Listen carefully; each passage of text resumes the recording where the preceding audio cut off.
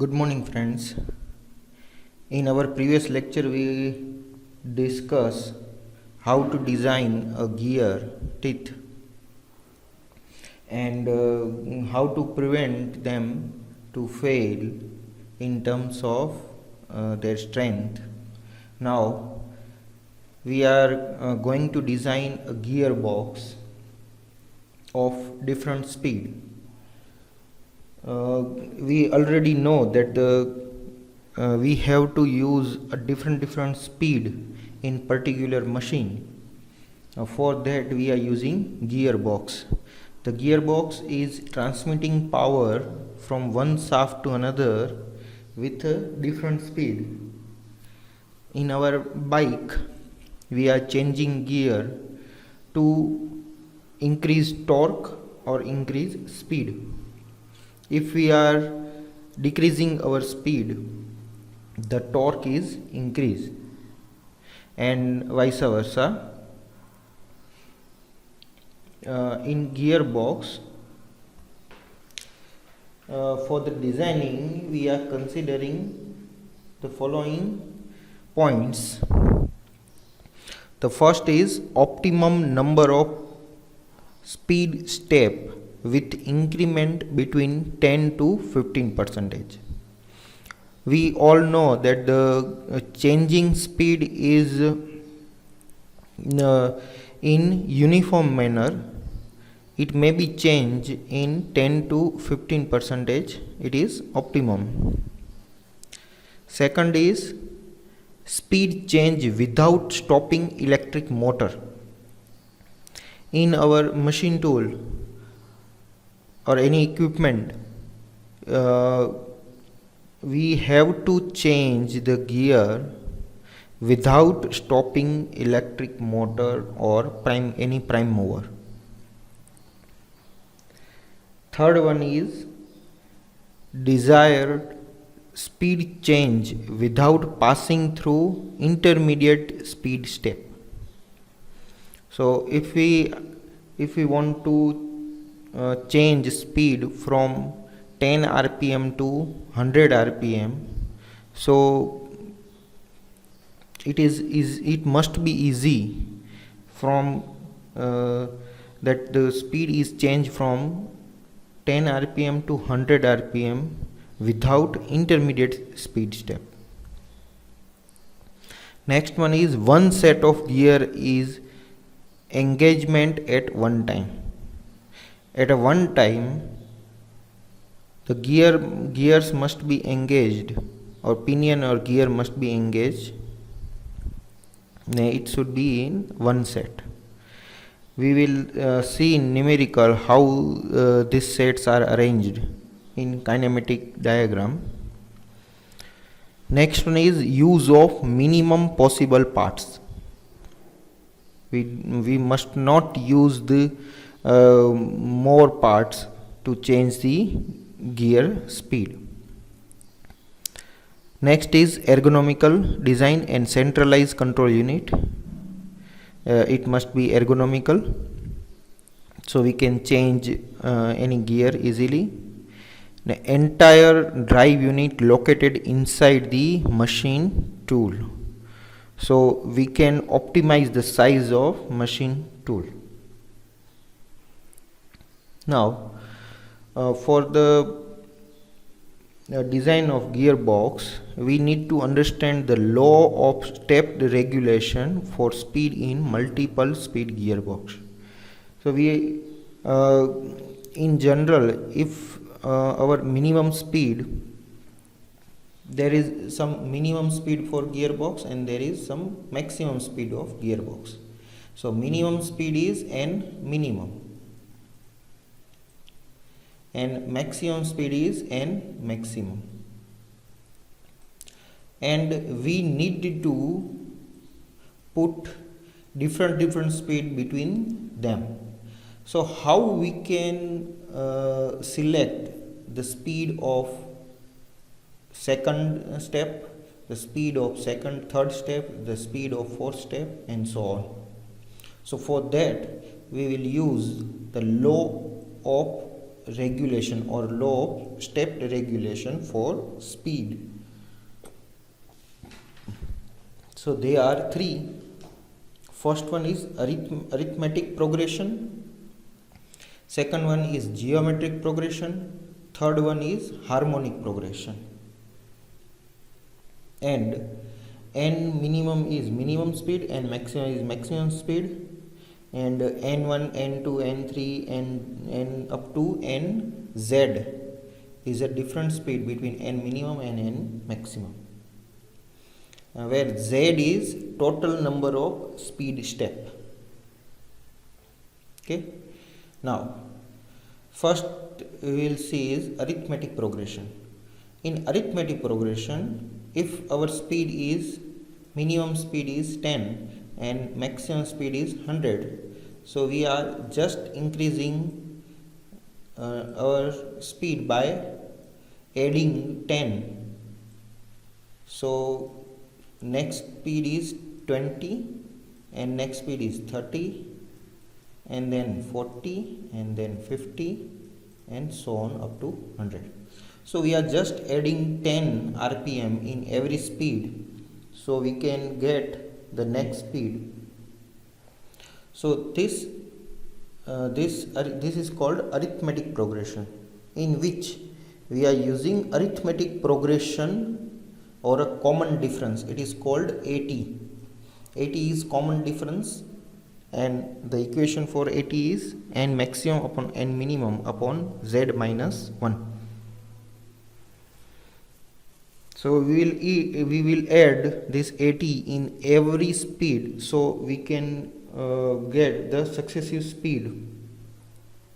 So here we have n minimum, we called it n1, and how we can get n2? N2 is equal to adding the AT in n1. So n1 plus AT is equal to n2, and we all know that n1 is n minimum, so our equation becomes n minimum plus AT. Now for third speed, n3 is equal to n2 plus AT. We are adding AT in n2, and we all know that n2 is equal to n minimum plus AT. So n3's equation become n minimum plus 2AT.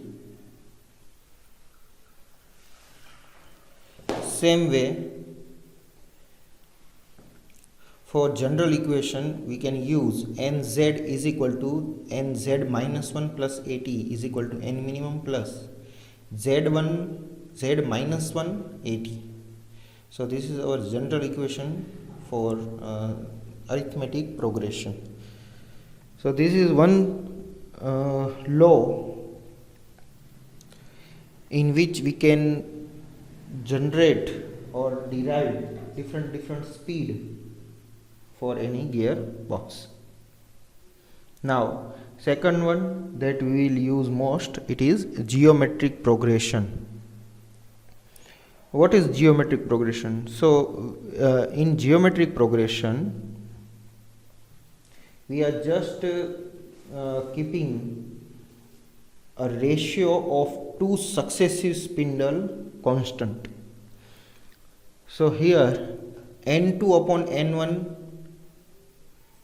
ratio is equal to ratio of n3 n2 and so on, ratio of nz upon nz minus 1. So this ratio is called geometric progression ratio phi. In general we can write phi is equal to nk plus 1 upon nk. So this is general equation for phi. Now we know we have n maximum upon n minimum is equal to,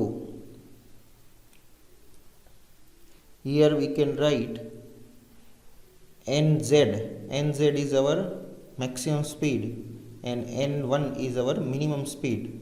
For that we can write nz upon nz minus 1 into nz minus 1 upon nz minus 2, and so on we are putting like this. So ultimately the result of this equation is nz upon n1, because in numerator we are adding nz minus 1 and denominator we are adding nz minus 1, and numerator we are adding nz minus 1, and here we are adding nz minus 2 and nz minus 2, and so on.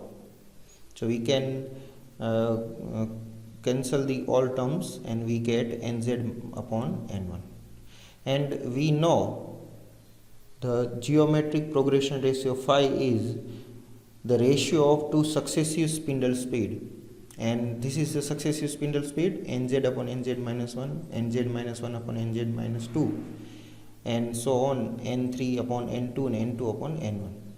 So we can write phi geometric progression ratio in place of these all terms. So this become nz minus 1 become phi into phi into phi into phi up to z minus 1. So we can write our equation n maximum upon n minimum is equal to phi raised to z minus 1. Rearranging this, we can get phi is the geometric progression ratio is equal to n maximum upon n minimum 1 upon z minus 1. We can tell n maximum upon n minimum as a n Rn, and Rn is a range ratio for spindle speed. Now for geometric progression ratio, if we want to find the speed, then we can put n1 is equal to n minimum, and for n2 we just multiply our previous speed with the phi, and we get the successive speed. So this is n2 is equal to phi into n minimum, and so on. If we want to find nz, then our equation become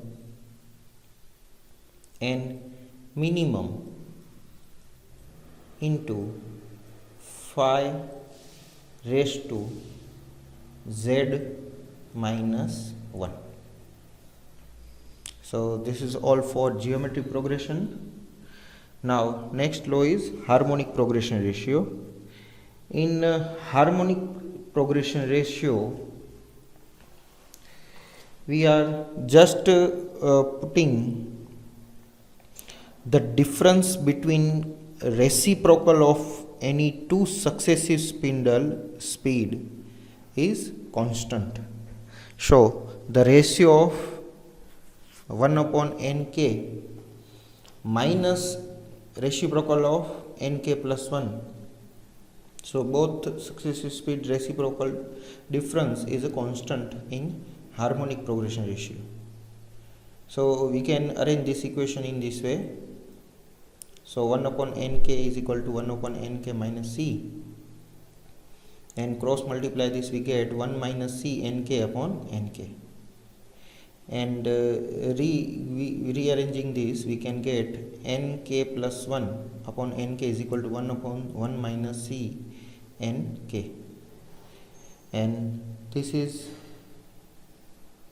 called the ratio of successive speed phi k, nk plus 1 upon nk. And from this equation we can get the different speed of spindle. So here n1 is equal to n minimum, and for n2 we know the equation is, from this we can get n1 upon 1 minus c n1, and for n3 we can write n2 1 minus c n2, and for simplification we are replacing n2 with its equation, it's n1 upon 1 minus c n1, and solving this equation we get final equation is n1 upon n1 minus 2nc 2n1. So for n2 our equation become n1 upon 1 minus 2c into n1. So for next speed here we are writing n3. For next speed we can get n1 upon 1 minus 3 c n1, and in general we can write nz is equal to n1 upon 1 minus z minus 1 c n1. So this is all for the harmonic progression. So this all three laws are used for finding the intermediate speed of any gearbox. Thank you.